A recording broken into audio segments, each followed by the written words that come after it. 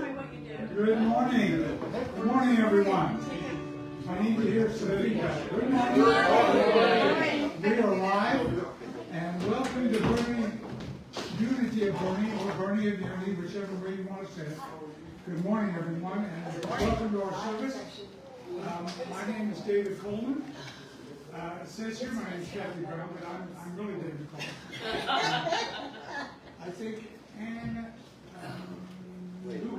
King will be our clicker for those slides today. Tom, of course, is our usual sound and video guy. And we have India gratefully. We have India. And here to sing Amazing Grace. Please stand. Okay.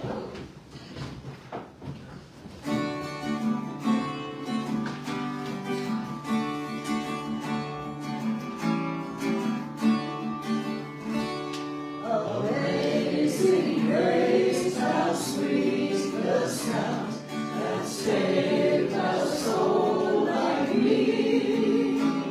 I once was lost, but now I'm found, was blind, but now I see.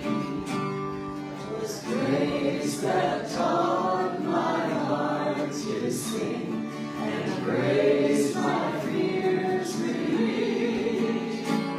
How precious did that grace appear the hour I first believed.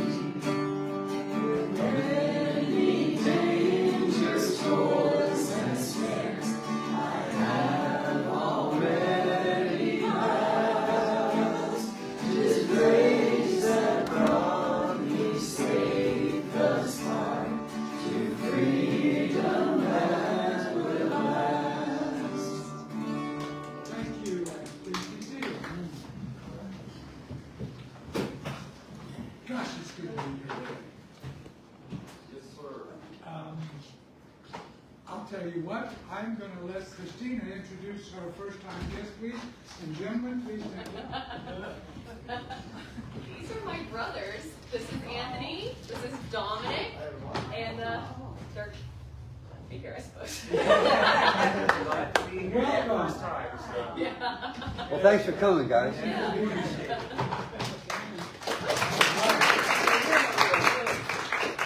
And we are celebrating you guys today, too. Inside your bulletin, there's a prayer request form. If there are any prayer requests that you would like to have placed for our prayer group and for the Unity prayers as well, please fill it out and put it in the prayer box at the appropriate time.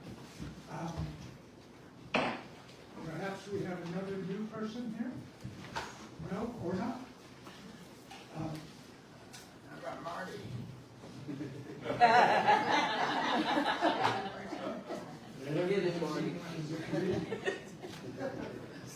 And we have our September and October daily words in the back. Please pick one up. They're free. And of course, we had a bunch of dry goods just taken to wherever Ann took them to last week. Family services. And for services, and we need to fill it up again. I think Bertie's Collecting request for the homeless. for the Yeah. homeless is still out there. If anybody has anything, please do bring it in and fill that up. Today's lunch is at El Rio. If you have not signed up and want to come with us, please get with Ann. I think she's already called in a number to them. I called in a couple of extras. Excellent. Now, we of course have had the directory in place for the last 6 months. If anybody is missing their directory, I think you said one, Christina, and of course Kathy's not here, but I think she left a copy. Maybe there's one back there. If not, then we'll pass that along to Kathy. The monthly women's luncheon is the third Wednesday of each month. What happened? And everybody's awake. All right. Let's go, ladies. I didn't know the gun was loaded. We just had it, and I think they had a wonderful time. But you must RSVP if you would like to go next month, excuse me, and an email notice will go out to on Monday before the luncheon to remind you. So please do RSVP if you're interested. And King is facilitating an Edgar Casey study group every second and fourth Friday from 10 till noon. It's here at Unity, and I think probably she has enough to where it's being held in this portion. It depends from time to time, Yeah. but if we do it in there and we show a video, then we move down here for the video. There you go. But please, if you would like to do, and listen, it is a great study group. This is she's been doing, this is the second month so far, I think. This was our 6th meeting. So last we're month.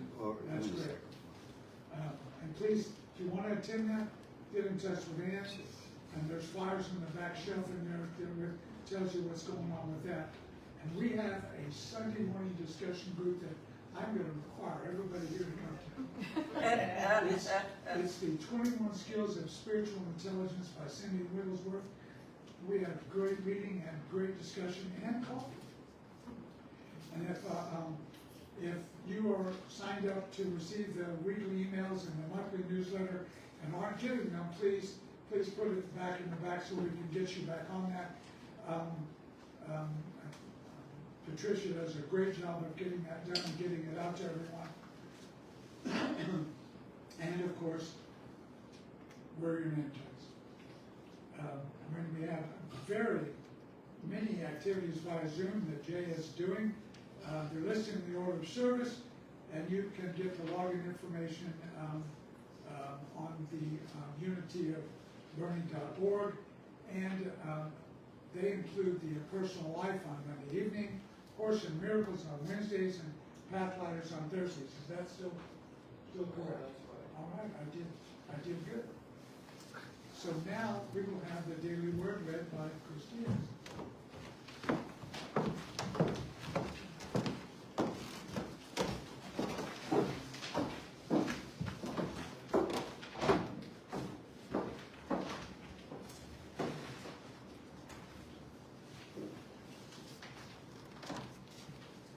As we quietly and gently prepare for the reading of the daily word, we remember that we are in spirit with millions of daily word readers and churches throughout the world. The Christ candle is lit as a reminder of the Spirit of God within all of us, which we call the Christ within. The word for today is glory. The affirmation is, I celebrate the glory of God in myself and all others. Magnificence, radiance, tremendous powers, these are awe-inspiring qualities that describe the glory of God. Because I am a living expression of spirit, these glorious attributes are also part of my spiritual nature. In the peace of prayer, exquisite awareness of God's glory fills my mind and heart. Everyone is God's living expression, a reflection of divine glory, just as I am. Even when my limited human perception has not yet received it, my faith shows me this truth about every person I meet.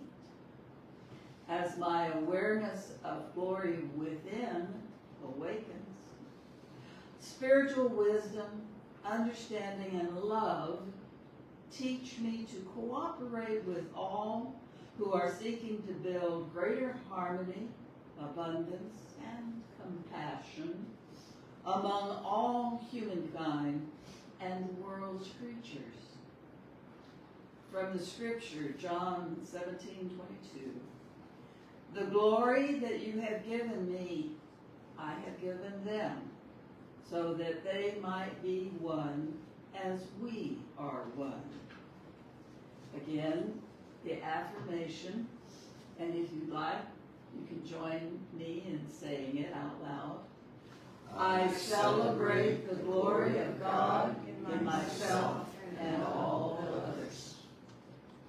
Thank you. My name is Christy, and I'm so grateful to have all of you here to worship together. Thank you. Thank you. Before we go to the miracle moment, I would like to point out that the second The middle one. the second from the right stained glass was donated by Laura Hall. She's not here today. And isn't that glorious? And then we moved the one that was there over to this window, so we now have every window with a lovely piece of stained glass except the front door. So And she says the frame isn't the old, frame is new. but the stained glass is probably about as old as this church. It's over 100 years old. Yeah. And it That doesn't one just right there? fit, so. Yeah, it's in my thumbnail. So please stand, if you will, for the miracle moment. And we say together, nothing I face in my life right now can hinder my progress towards the mark of the high calling which is mine. Because my kindling perfect guidance and direction is mine, as I use the power within me to sustain and direct me. Life loves me, and I love life, and move forward in wondrous expectation of what is mine to have. And so it is. Please remain standing for our celebration song, Morning Has Broken.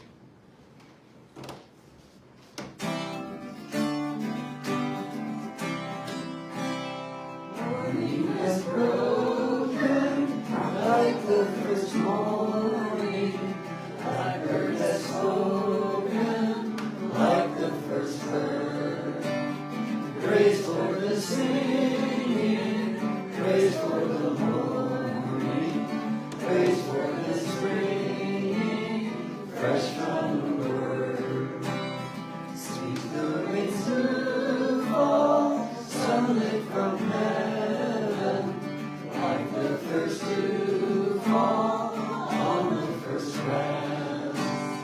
Praise for the sweetness of the west garden, sprung in completeness where his feet pass. Mine is the sunlight, mine is the morning, born of the one light, Eden so great. Praise with elation, praise every morning, cosmic creation of the new day. And we say together our opening prayer, unity of Burning this vibrant, loving, spiritual community, providing a sacred space for personal growth. We honor and celebrate Christ within all people. Please be seated. And I now turn it over to Jeff. Thank you, sir. Good morning, and welcome to this service of Unity of Birdie. How wonderful it is to see all of you and the new folks here. Welcome. You're in the house that loves Bill. You're in a place where we celebrate the bonds, the ties that we celebrate the ties that are bound by the love that we are. And so right now, it's time in our service for prayer. And I said in prayer, a united middle force coming together to do for each other what we can't necessarily or won't necessarily do for ourselves. We become one energy, lifting our voices, our spiritual voices, in an affirmation to the Most High. Right now, I'd like to give you time to write your prayer requests that are in the middle of your bulletin. There's a small little slip of paper. If you haven't placed it in the prayer box, I'd like to give you time to write that out and tell you about some things that we want to keep in prayer this time. that I found out about this week and some before that. One thing, look at Angoli's recovery. Isn't that wonderful? Yes. Glad to see that. The other situation is that we've had some difficulties with our online technology through on our Monday night and Wednesday night and Thursday night. This had to do not with my phone carrier or anything like this. This had to do with a hacking attempt to somebody wanted to make my life theirs. That's why I told you all, if you receive any communication from me, please come to me first before answering it. It has been a very challenging time. I think we're unraveling it, but our Monday and Wednesday and Thursday meetings are back on track.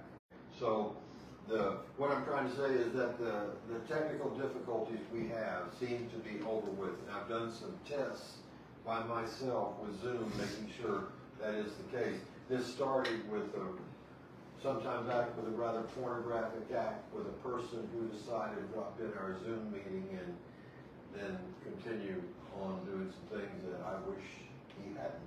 But it so happened, and we cut the cloth to fit the pattern. So please write your prayers down if you want her to have them. You know, some things are unspoken. That's just in your heart sometimes we feel that way. Whatever it is, you're in the place where miracles happen. So I give you some time to write your prayers, and then we'll enter this attitude of prayer.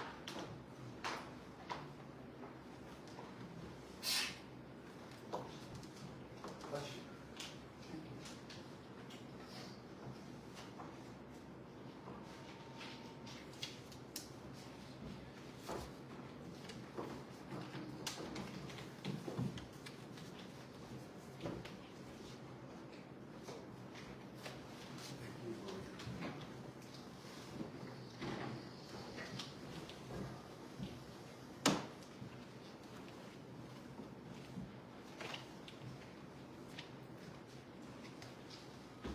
Gracious and loving and infinite presence.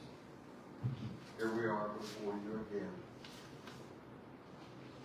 affirming the truth that we know as we add that to the prayer requests that are represented in this box. We know that the truth is inside us. We inherently sense that, and at this time we bring that truth to bear on these requests that are sometimes silent in our heart or written on paper, or however we may feel, that we know we're in an attitude of prayer that is a united, loving mental force right now. We declare all things good for the requests and for the people who have the requests that are represented in this box.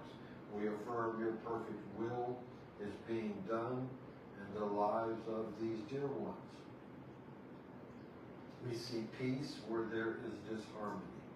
We see health where there is seeming illness. We see strength where there is weakness, apparent weakness.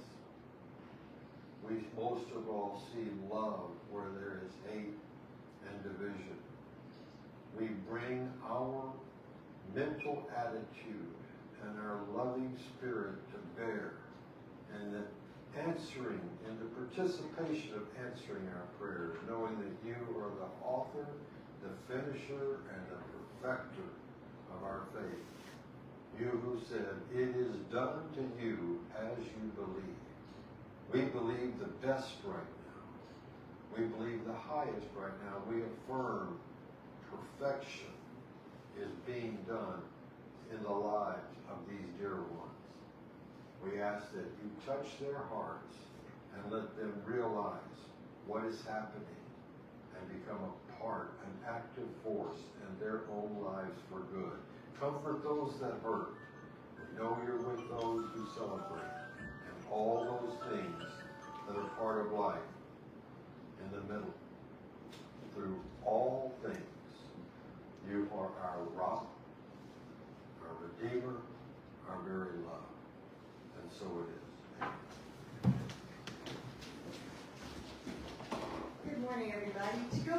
today's message, I brought a song I wrote called When I Claim Who I Am.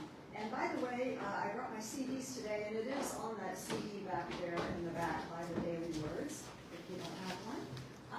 So anyway, I brought this song because today's message, I understand it's about facing a test and what to do. When we face the test, we can claim our spiritual birthright to courage, freedom, and peace, and that's what this song is about.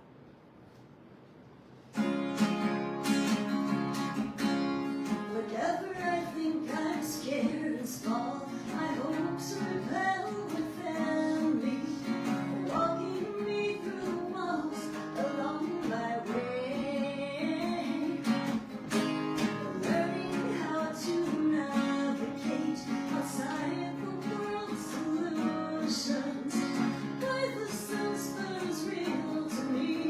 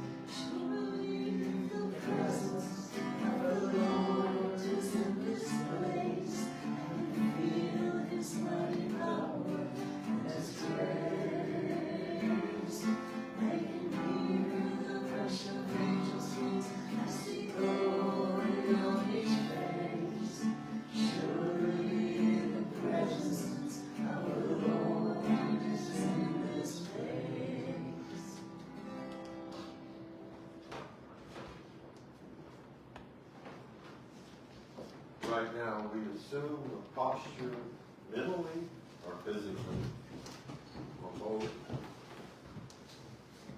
where we feel comfortable, where we feel receptive and in tune with whatever we call the infinite. The name isn't important. It is the experience of the creative life force that courses through all of us. Every way in a myriad, every day in a myriad of ways. We take a couple of deep breaths, centering ourselves in this presence, this love.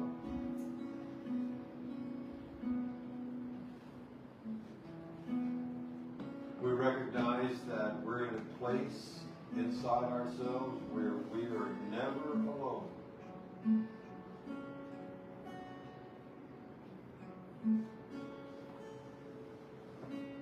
We access a place of wisdom that knows the answer to all our quandaries and questions.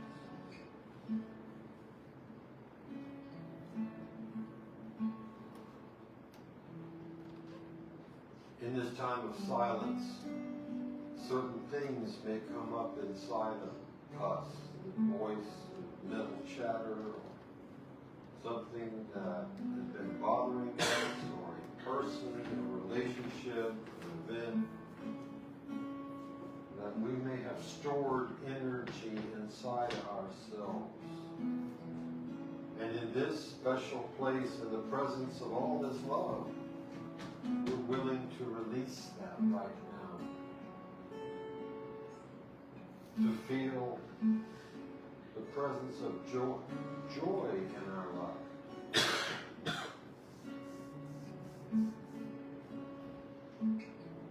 We take a few moments to allow ourselves to think about what it is we need to release in order to experience life more abundantly.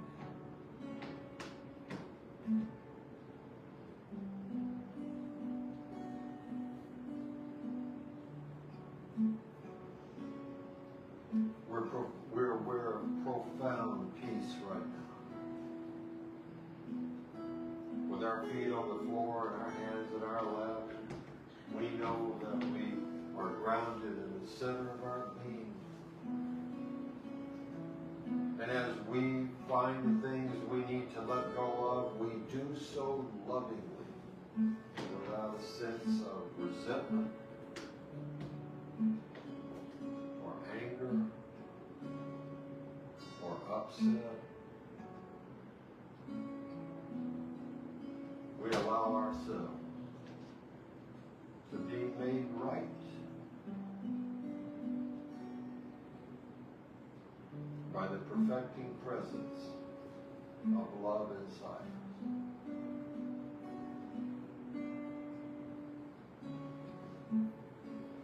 We're in a place where the healing has already occurred,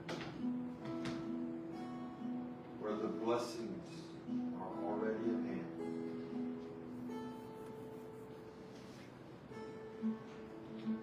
And in this few moments of silence, we will actually see what has troubled us as leaving us, and we'll feel the profound goodness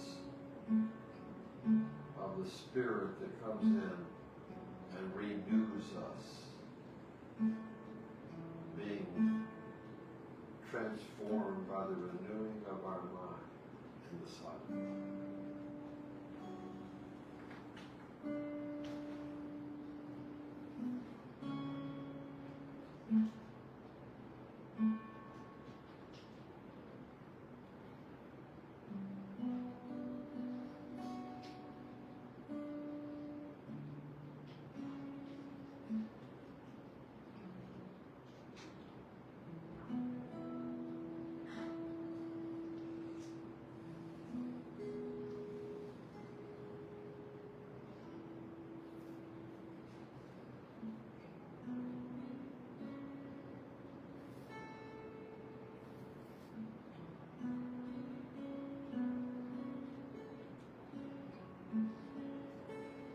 in this place of calm, in this place of tranquility, we affirm all the answers to all the questions are present. We're stronger than we know. We're the living light image of the one who created us. And says, I will never leave nor forsake you.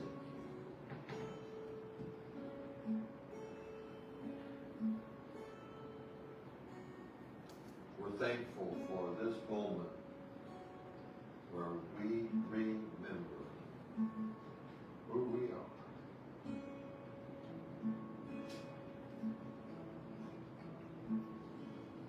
We dedicate this time to walking forward in new life, lighter than when we began.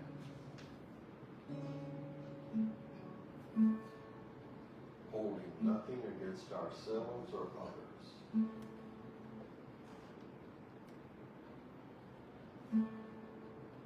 But together in the silence of our very being,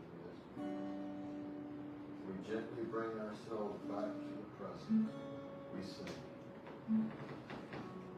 it is so. Amen.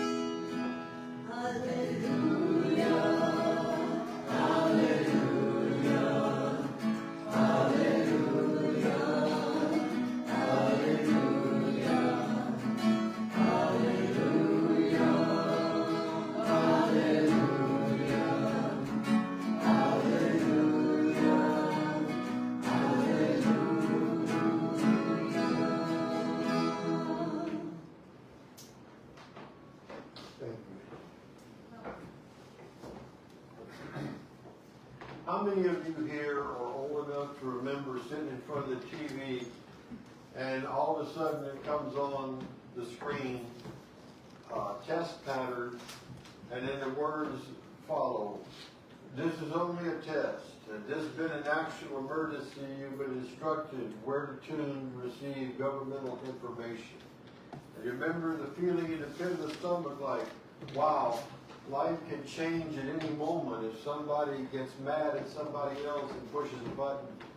And I've often thought about that, you know, how far really have we come spiritually? I know we've come very far technologically, but how far have we come spiritually when everything that's happened over millions of years on this planet can be erased in 11 minutes by turning a key? Sometimes I have to question our intelligence in one hand and our seeming lack of it in another. I've said it before, we need to stop the wars inside, and we'll stop the wars outside when we agree to leave everyone alone. And that's what the challenge is.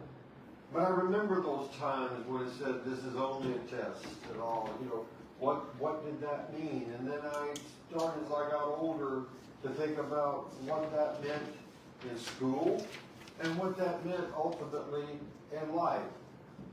Was I being tested? Was I testing myself? Did I need to see how far I could go? What was it that made me choose the goals that I did? What drove somebody else to choose their path in life? How did that come about? Usually it's because we're listening to somebody who listened to somebody who in turn listened to somebody. And I said a couple of months ago, we're following the followers. To break out of the pack and walk your own way was the subject of a book that I read when I was very young. I was about 15 years old, Jonathan Livingston Seagull by Richard Bach. And what it was about was an different seagull that didn't want to follow the crowd and wanted to go out and test themselves in all kinds of ways. You know, flying as high and as hard and as fast as he could, and sometimes crashing to the ground, and he get his wings all ruffled, and he gets up and he does it again. Because he wanted to be different than the flock of the gulls that were living just ordinary lives, pecking around on the beach for little crumbs and whatever to eat. This seagull really wanted to know what he was made of. I think all of us want to know what we're made of. You know, when we're young, we hear that girls are made of sugar and spice and everything nice, and boys are made of snips and snails and puppy dog tails, and there's the great divide, and there's where it comes in. We need the book, men are from Mars and women are from Venus. We're really all from the same place. We don't want to understand the other person, because that means we have to go outside our comfort zone and see what motivates somebody else. The understanding of what motivates the female in my life has been a challenge from the beginning. The understanding of what motivates men, I know a little more because I am one. But I think the more that we try to understand one another, the better life is going to be. We don't need to write books about how different we are. We need to come together and see the commonalities, the ties that bind us.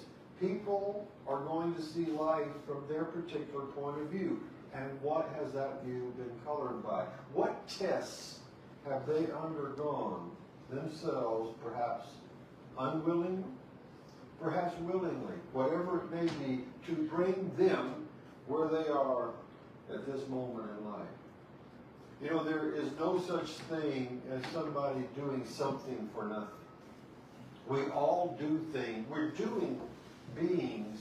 We all expect something from what we do. We all encourage thoughts that resonate with what interests us, what we've been taught, what we've gone through. We are very subjective about ourselves. The I and the me, we hold to that. But to get out of that and see it from another person's point of view seems to me to be the golden rule test of a lifetime. Seeing, it doesn't mean giving up your vision, your values, your ideals. It means seeing perhaps what motivates somebody else from their point of view. I know as a pastoral counselor, I've gotten to do that literally hundreds of times. People have sat in front of me with their life situations, and I wonder so many times how they get themselves twisted up like a pretzel into things that happen. And I'm not meaning to go down a dark path here, but I'm gonna walk just for a minute and bring us back, and you'll understand why I do this. About 25 years ago, 30 years ago, the psychiatrist M. Scott Peck wrote a book called People of the Lie. And it was considered by many of my New Thought friends and New Thought ministers that I'm not going to touch it. I remember one of the ministers, I'm not going to touch it. But when anybody says something like that, I want to go touch it. I'm the guy that when you have the wet paint sign up on a wall, I go touch it. When there's a button that says don't touch, I want to so bad. What does that mean? I don't know. But it just, I'll take it on. People of the lie. And I found out what Dr. Peck meant. They have believed something about themselves that's not true. They are believing in the shadow side of life. People of the lie, according to Dr. Peck, were those who participated not in the evils of, say, necessarily serial killing or robbing or maiming or torturing. They did everyday things that were contrary to the good of others. For example, he made note of the wife that always answers to the husband. The husband who needs to be in control of his wife. The subtle ways of manipulation that we do to one another every day, all of our lives. Sometimes it's passive aggressive, Sometimes there's an undercurrent of, I'm going to control you. And when anybody wants to exercise control, that always comes from fear. And the controlled one, the one who's willing to be controlled, also suffers from a sense of fear. So what do we have? Two halves coming together, hopefully to make some kind of whole. But I'm just strange enough to think that two wholes coming together really make something great. And when those whole parts have taken care of their spiritual and mental house cleaning, and they've learned to accept the things that they need to accept in themselves, they're willing to do that more for other people. So the people of the lie weren't necessarily those that were evil, but they did things on a daily basis run by unconscious patterns. I'll give you an example. No, dear, you don't want to do that. You never have. Well, I understand that you may want to take on this goal, but this is not something you really want to do at this age. Think about it. It's a subtle way of shutting another person down. And the testing comes when you're willing to say, well, no, I think I want to do this. I think I'm going to do it anyway. And what happens? The relationship has ripples that go through it. And sometimes it breaks. Think about the 35, 40-year-old woman who decides that she wants to go back to college. And sometimes the husband feels very threatened about that. Think about the man who decides in midlife he wants to pursue another way of making a living. This was very personal to me. I've had 3 or 4 times where I've had that come to me, where I want to do something different. It ended me in ministry. To me, it would have been a much straighter trajectory if I just answered the call a long time back.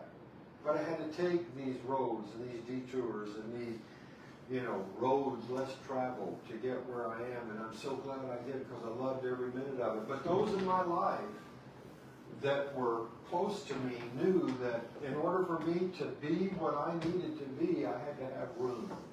And I had to have the grace to sometimes fall on my face and learn what I needed to learn. That's part of consciousness.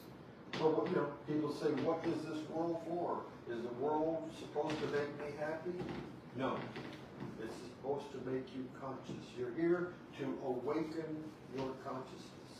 You are awareness behind everything that happens. I like to say it like this. You're the sky, and your thoughts are the clouds. Anybody here ever engage in cloud shaping where you're lying down as a kid and you're looking up and you're making things? We can do that with the awareness we have with our own thoughts. But to get back to people of the lie real quick, and I'm going to walk away from that one. Everybody has picked up certain bad habits just by being alive here. We are good students. We're good students of poor behavior. We learn things, and then we think that's the way it has to be. Think of generational poverty, generational addiction, generational abuse, especially women who are abused. It's very difficult sometimes for women to break the pattern of abuse, an addiction to abuse, an addiction to substances, male or female, because we get the idea of the person we are and where do we get them and who's in charge of that and how do you change that and what's the test mean for that.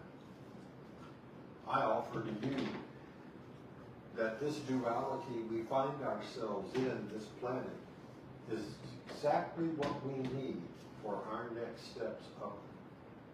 I'll give you an example. Reach down and lift weights physically. is very uncomfortable for the body.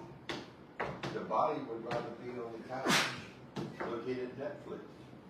The body would rather have I'll talk about I'd rather be with some popcorn and some Pepsi, here you go, sitting on the couch than I would be testing my resistance. But when I do that, when I'm willing to make the body a little uncomfortable for now, I reap benefits later. If you're willing to go through the testing of your consciousness right now, you will get the benefits later when things repeat themselves, and they will, because this is a repetitive planet. It's also called karma. It comes around, it goes around all the time, and it asks us, have you learned the lessons that you need to learn? And if not, we'll bring it to you again. I'd rather learn the first time than learn the 80th or the 100th or the 2. It can go on. It can go on for eons. We think that this world we inhabit right now, this thing called time, is everything. We're talking about a sliver. We're talking about a grain of sand on the beach. This lifetime we're in, when you think about the age of this world and the fact that ultimately really there is no time. We are here for a purpose. We are going to test ourselves if we're not tested by something else. The problem is that when we get tested, especially from outside of ourselves, we tell ourselves stories. It shouldn't have happened. If only I had done this different. He's the cause. She's the cause. They're the cause. This political divide is the cause. Anything but accepting responsibility for affirming my consciousness is in the right place. And how do we do that? Christ Jesus was the master teacher. Buddha wasn't. You know what Buddha said? Have no head above your own.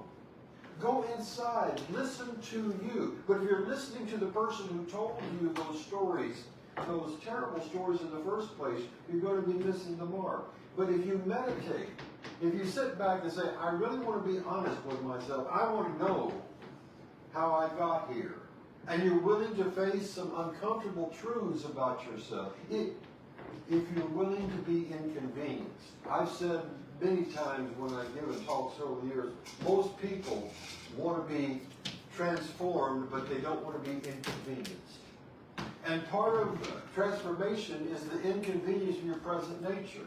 That's why we talk about affirmations, the rewiring of the brain, the placing of the new engrams, which is a fancy psychological term for new patterns of thinking. So I am a real proponent of affirmations, but I'm not a proponent of what's called vain repetition. In other words, if I stand in front of the mirror and say, I am a wonderful child of God, meant to express everything good, and I do so. And I say that over and over again, but I don't have the feeling and awareness behind it. I don't think I'm going to get very far. However, there are those who have said it just like that, and eventually they catch on and they believe it, and it works.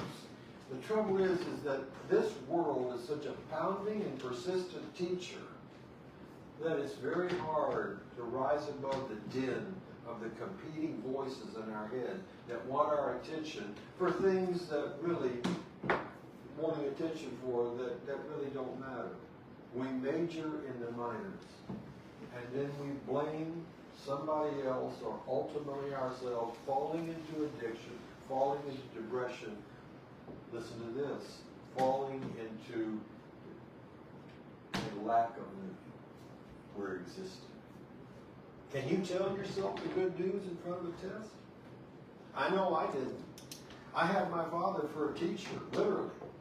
I didn't like it when there were tests because it was different with other teachers. With his tests, I knew how he did it. He made tests.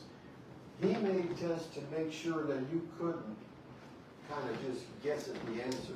If you answered one way, he'd ask that question another way again, and then another way farther on down. He made sure that you knew the information. I did not like his tests, but I came to appreciate them later. He was a wonderful man and a great teacher, and a wonderful example, and I miss him so bad.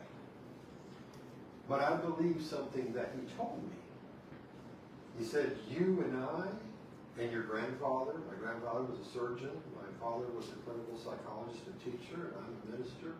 And he said, and your great-grandfather was a minister. We come from generations, we seem to want to be helping people. And I'm so proud of you for doing that. That's what he told me. He said, the things that you learned from me, you could probably take out and kind of make them your own, and it kind of goes on. I love seeing people get it. I love the story. And this is going to sound kind of like Mad Men, the show, and y'all probably remember that, Don Draper, 1950s. I love the idea of the salesman who is defeated and broken and sitting on a hotel couch or bed, puts on a tape, usually by a motivational speaker, sometimes a truth teacher, and that tape, those words begin to change something. He stands up, he gets off that bed, he pulls himself up to his full height. He says, maybe I've been wrong about me. It's not the record, it's not the tape, it's the tipping point of consciousness. There are tipping points and testers all over the place right now. The person that's bothering you the most can do the same thing as what happens to the saleswoman or the salesman on the edge of that bed defeated. We get to make the choice, and that scares hell out of some people. The idea that I'm in control of my life and my choices, that's scary stuff, because we know we run the risk of, quote, being wrong. But I got news for you. This is wired so that ultimately you can't lose. You can't ultimately be defeated. Can you tell yourself the good news in the midst of all the tests? Can you write some things that are meaningful, or listen to one of these tapes or records or teachers that stimulate the best in you? I will remember when Dr. Norman Vincent Peale thundered through the microphone, change your thoughts and you change your life. I remember that like it was yesterday. And then he would go on with one of his wonderful homilies of how somebody had done that very thing, making a change from a lesser way of life to a greater. One of the things that I loved and used as an affirmation was a Bible verse. Perfect love casts out fear. Well, what does perfect love do besides cast out fear? It rearranges your thinking if you allow it. You come to realize that the negative way, the way of pain, the way of sitting on the couch watching Netflix instead of lifting those weights, the way of trying to run away from challenges is running away from growth. Embracing those challenges, as messy as they may be, as difficult as they sometimes are, eating that big, huge, what do they call it, that big, huge cake, a spoon at a time.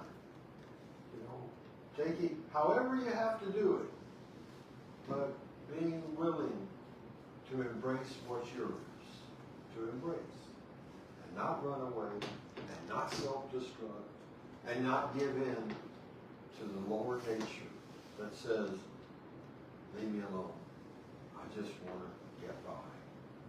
Getting by may work for some things in this world, but I promise you it doesn't work for human beings. We are built, we are wired to have life more abundantly. The one that we say we come here to emulate, to worship, to praise, whatever it may be, said these words, in this world you will have trouble, but cheer up, I have overcome this world. We are here because we wanted to experience duality. All right, we have an eternity to make different choices, but right now, we're in a world of ups, down, in, out, black, white. Say what you will, it gives us differences. And our challenge, our mission, as the old show said, if you choose to accept it. And I've seen so many times in Master counseling those who choose not to accept it. People of the lie, that believed a lie about who they really are, that believed things that were told to them by people who had an ulterior motive, or perhaps were unconscious themselves. To break out of the herd and walk a different direction is scary. But as Shirley MacLaine said, and I love it, to get to the sweet fruit, you've got to go out on a limb. And that means that limb can break. But what happens? You can be like Jonathan Seagull, testing his time when he fall on his face on the ground, he'd shake his feathers off and get back up and fly again. That's what life's about. Over and over and over again, we're going to be challenged. We're going to be tested. We're going to hear those things inside ourselves that say, this is an emergency. You have to act right now. We're going to be shaken sometimes to our core, but we have something inside us bigger and better and grander than we ever know. All we have to do is to make contact with it. And what does Alcoholics Anonymous, Narcotics Anonymous, read all these wonderful programs? What is the first step? To surrender my lessness in my experience to the moreness that is the higher power. I have to be willing to give up my story. That's hard for people to do. Some people make a whole lifetime story out of being offended, hurt, in pain. They miss the best part because they couldn't change their mind. Especially people who say, I love you to one another. Imagine these relationships, the very beginning, two people meet and the violins play, and it's perfection. And inside a year, they're in divorce court, or 2 years, or 5 years. Why? What is it that they refused to understand about themselves or the other? And why? We live in a world where we're taught that the most important thing is to reach outward, not to understand our motivation. This product, this vacation, this job, this person, this group, they're going to answer all our needs. And then we wonder why we're hollow, because we haven't listened to the unique voice that drives us. Our test and our mission, should we choose to accept it, is to become authentic. Mary Baker Eddy said, and I'm fond of her very much, I can't repeat this enough, but it's a good place to start. If you're tuning in online and wondering how to begin this process in an affirmation, I'll give you a good one. To those leaning on the sustaining infinite, today is big with blessings. How about that? Think about what it means to lean on the sustaining infinite. It means I've traded my lesser understanding for the greater one. That's a good place to start. I surrender all. You know the old hymn? I surrender all to you, my precious Savior. I surrender all. Well, we do the same thing in New Thought. We just know that we're going to be answered not with condemnation and finger pointing, but with love and strength. It is the Father's good pleasure to give you the kingdom. I affirm that for you today, that any test that comes your way, anything that you have to face that seems to shake you to your core, you have a wonderful presence with you. Course in Miracles says, if you knew who walked beside you every minute of the day, fear would be impossible. I'm going to affirm that impossibility for you and know that you're meant to walk in newness of life and the greatness and the grandeur of your own being, because that's who you are. God bless you. So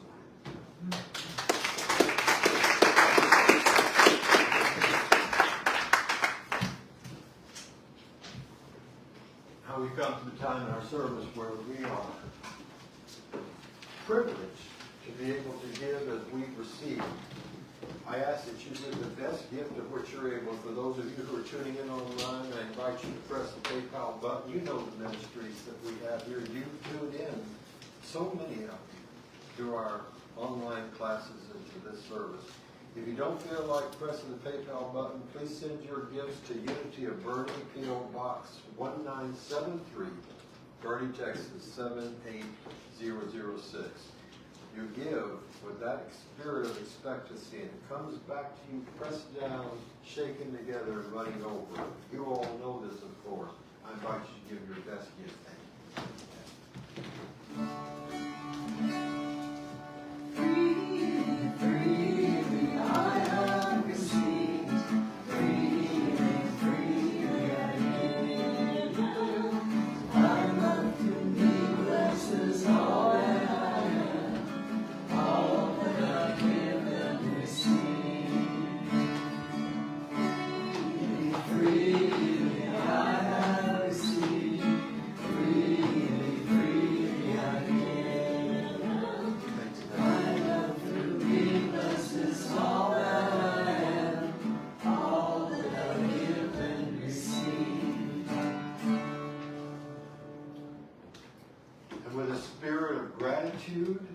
And joy, we say, divine love through me, blesses and multiplies all that I am, all that I have, all that I give, and all that I receive, and I send it forth with my blessings and my love.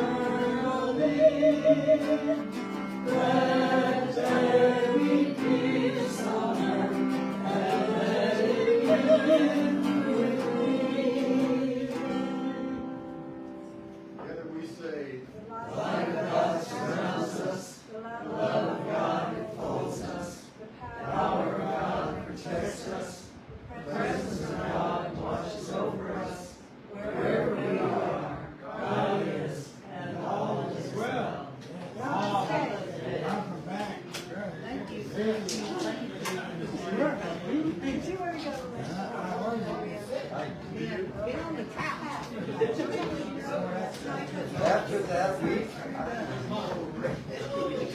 and this is just for me, a great. Okay, the secret handshake is what? Thank you. Thanks for giving me back. Well done, everybody. One. What? How do you Brad?